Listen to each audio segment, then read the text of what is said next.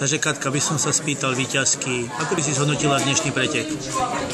Čo sa mňa týka, tak som spokojná s výsledkom, pretože trošku som sa zlepšila proti minulému roku, takže bežalo sa mi dobre, z začiatku som išla opatrnejšie, pomalšie, postupne som troška zrýchlila, takže tak v kľude. Si spokojná s časom aj s celkovou organizáciou preteku? Aj s organizáciou určite, sú tu milí organizátori, bola som tu už minulý rok, takže určite sa sem rada vrátim znova. Super, ako by si hodnotila svoj uplynulý rok 2013, keďže máme dnes Silvestra? Bol taký iný ako predošlé roky, pretože v minulosti som mala predovšetkým preteky v orientačnom behu, ktorému som sa venovala hlavne.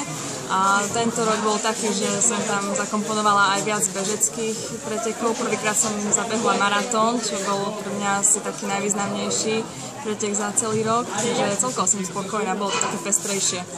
Ďakujem pekne za rozhovor.